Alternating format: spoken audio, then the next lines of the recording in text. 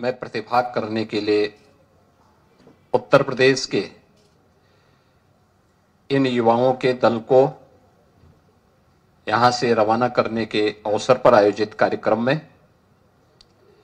प्रदेश सरकार में मंत्रिमंडल के मेरे सहयोगी, खेल और युवा कल्याण विभाग के मंत्री श्री गिरीश चंद्र यादव जी,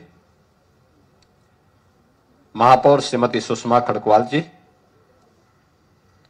माननीय विधायकगण श्री ओपी श्रीवास्तव जी, अमरेश कुमार जी, डॉक्टर नीरज बोरा जी, अवनीश अवस्थी जी, खेल और युवा कल्याण विभाग के सचिव सुभाष एलवाई और आज के इस कार्यक्रम में उपस्थित सभी प्रतिभागी युवा साथियों,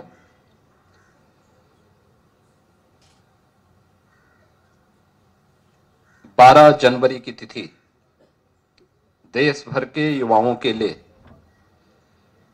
एक युवा उत्सव के रूप में आता है, क्योंकि एक युवा ऊर्जा के धनी और वैश्विक पटल पर भारत की आध्यात्मिक, सांस्कृतिक और युवा शक्ति को पहचान दिलाने वाले स्वामी विवेकानंद की यह पावन जयंती है। और इस अवसर पर आदरणीय प्रधानमंत्री जी की प्रेरणा से प्रतिवर्ष पिछले कई वर्षों से युवा उत्सव का यह कार्यक्रम दिल्ली में आदरणीय प्रधानमंत्री जी के मार्गदर्शन और नेतृत्व में आयोजित होता है, जिसमें अनेक प्रकार के कार्यक्रमों की एक लंबी श्रृंखला होती है। उन कार्यक्रमों में भागीदार बनकर के युवा उत्साहित भी होते हैं, बहुत कुछ जानने, सीखने और पूरे देश को भी जानने, सीखने का एक अवसर हमारे युवाओं को प्राप्त होता है। इस वर्ष आप सबके लिए इसलिए महत्वपूर्ण है कि प्रधानमंत्री जी का सानिध्य भी मिलेगा और साथ साथ प्रधानमंत्री जी के साथ हमारे युवाओं को एक इंटरेक्शन करने का भी एक अद्भुत क्षण आप सबको प्राप्त होगा। इस अवसर पर जब हम लोग राष्ट्रीय युवा उत्सव के लिए इस प्रतिभागी टीम को यहां से रवाना कर रहे हैं, तो 3 प्रकार के आयोजन में आपको भागीदार बनना है। एक, प्रधानमंत्री मोदी जी ने देश के सामने आजादी के अमृत महोत्सव वर्ष में कुछ लक्ष्य रखे थे। उनमें था विकसित भारत। एक विकसित भारत के लिए युवाओं की ऊर्जा कैसे सहायक हो सकती है और युवा ऊर्जा का उसमें क्या योगदान हो सकता है, क्योंकि आज आप युवा हैं। जब ये देश आने वाले 22-23 वर्षों में अपनी शताब्दी वर्ष मना रहा होगा, उस समय आप भी अपने जीवन के युवा अवस्था को पार करके आगे बढ़ चुके होंगे, जीवन के अलग अलग क्षेत्र में कार्य कर रहे होंगे। उन स्थितियों में उस समय का भारत कैसा चाहिए, उस भारत के निर्माण की कार्य योजना जो आज देश के अंदर तैयार हो रही है, उस कार्य योजना में कौन कौन से ऐसे महत्वपूर्ण पहलू होंगे जिनको हम आगे बढ़ा करके लेके चल सकते हैं। एक पक्ष विकसित भारत को लेकर के युवाओं की क्या भूमिका होने वाली है, दूसरा जीवन के प्रत्येक क्षेत्र में, जिस भी क्षेत्र में हम काम कर रहे हैं उसमें युवाओं की क्या भूमिका होगी। खासतौर पर एक युवा सार्वजनिक जीवन में आता है, उसके बाद संवाद की कला है कि नहीं है। एक राजनेता वही सफल हो सकता है जिसमें संवाद की कला हो। अगर वह संवाद की कला में माहिर नहीं तो वह कभी सफल राजनेता नहीं हो सकता है। और युवा संसद के आयोजन के कार्यक्रम के साथ आप सबको जुड़ने का अवसर प्राप्त होगा।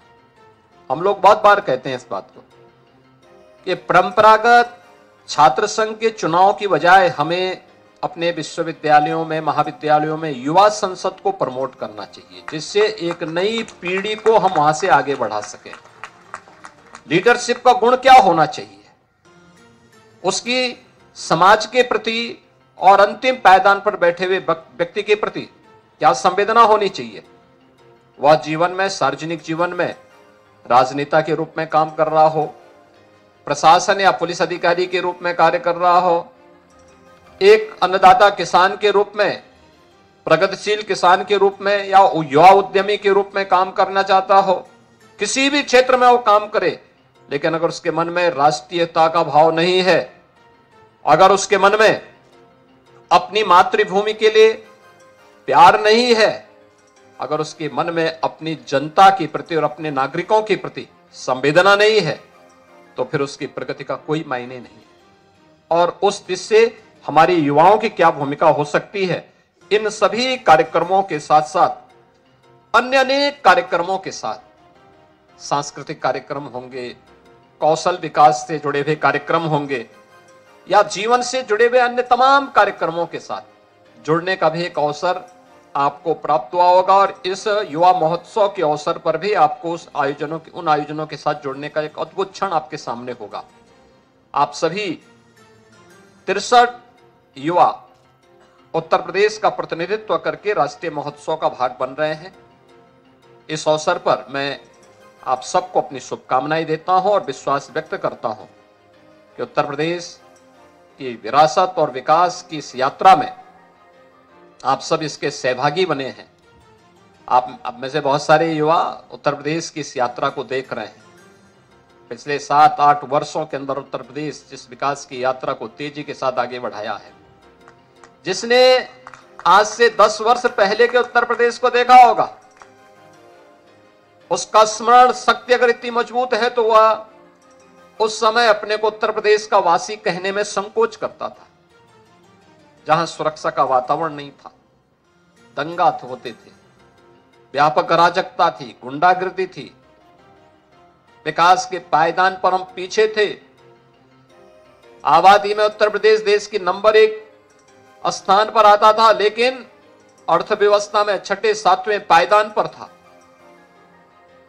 हर एक क्षेत्र में पिछड़ता हुआ उत्तर प्रदेश पिछले 7-8 वर्षों में देश के अग्रणी राज्यों में खड़ा हुआ है। तो इसके पीछे की सफलतम कहानी को जिन लोगों ने नजदीक से देखा है, वे वर्तमान को भी और भावी पीढ़ी को भी अगर इसके बारे में अवगत कराएंगे तो उन्हें प्रगति की सही मानक की जानकारी होगी। और मुझे लगता है यह आपके लिए अत्यंत महत्वपूर्ण है कि आप इन सब मुद्दों पर आगे बढ़ाते हुए कि एक समृद्ध आध्यात्मिक और सांस्कृतिक विरासत हमारे साथ में परंपरा के साथ जुड़ी हुई है, तो साथ साथ वर्तमान उस विरासत को ध्यान में रख करके विकास की प्रक्रिया के साथ एक उज्जवलमय भविष्य की रूपरेखा को तैयार कर रहा है। और उस उज्जवलमय भविष्य की रूपरेखा को और मजबूती प्रदान करने के लिए आज आप सबको राष्ट्रीय युवा महोत्सव में भागीदार बनने का एक सौभाग्य प्राप्त होने जा रहा है, जिसमें रक्षा मंत्री जी के साथ भी, प्रधानमंत्री जी के साथ भी आपको एक इंटरेक्शन का अवसर प्राप्त होगा। इस अवसर पर मैं आप सबको हृदय से अपनी शुभकामनाएं देता हूं और विश्वास है कि आप वहां जाकर के उत्तर प्रदेश की अमिट छाप को प्रस्तुत करने में सफल होंगे। उत्तर प्रदेश की अलग अलग क्षेत्रों की सांस्कृतिक कार्यक्रमों को, उत्तर प्रदेश के 1 डिस्ट्रिक्ट 1 प्रोडक्ट की प्राचीन उस विधा को, जो कौशल विकास का एक अद्भुत उदाहरण था, उसको भी वहां प्रस्तुत करने में सफल होंगे। मैं युवा कल्याण विभाग से कहूंगा कि जब स्किल डेवलपमेंट की बात होती तो स्किल डेवलपमेंट केवल वह नहीं है जो आज हम देख रहे हैं, वह भी स्किल डेवलपमेंट था जिसने कभी मुरादाबाद को ब्रॉस के एक महत्वपूर्ण केंद्र के रूप में विकसित किया होगा, उसका एक केंद्र बनाया होगा। वह भी महत्वपूर्ण था जिसने अलीगढ़ को हार्डवेयर के एक सेंटर के रूप में, फिरोजाबाद को जिन्होंने ग्लास से जुड़ी हुई प्रोडक्ट के मैन्युफैक्चरिंग का एक केंद्र बनाया होगा, जिन्होंने लखनऊ को चिकनकारी के एक महत्वपूर्ण केंद्र के रूप में विकसित किया होगा, जिन्होंने मेरठ को स्पोर्ट्स आइटम के लिए विकसित किया होगा, जिन्होंने सहारनपुर को वुडन वर्क के लिए आगे बढ़ाया होगा। यानी 1 डिस्ट्रिक्ट 1 प्रोडक्ट का यह कार्य, चाहे वह भदोई की कालीन हो या फिर वाराणसी का रेशम के वस्त्र, ये सभी आप प्राचीन विरासत के प्रतीक हैं। सरकार आज उसे वन डिस्ट्रिक्ट वन प्रोडक्ट के रूप में प्रमोट कर रही है। वह भी कौशल का एक तरीका है, एक माध्यम है। हम उस विरासत को भी अपनी आध्यात्मिक और सांस्कृतिक विरासत के साथ साथ कौशल विकास की सुविधा को भी अपनी विरासत के रूप में आगे बढ़ाने का काम कर रहे हैं। इसमें और क्या कुछ हो सकता है, एक जानने का अवसर प्राप्त होगा। आप सबके प्रति मेरी मंगलमय शुभकामनाएं।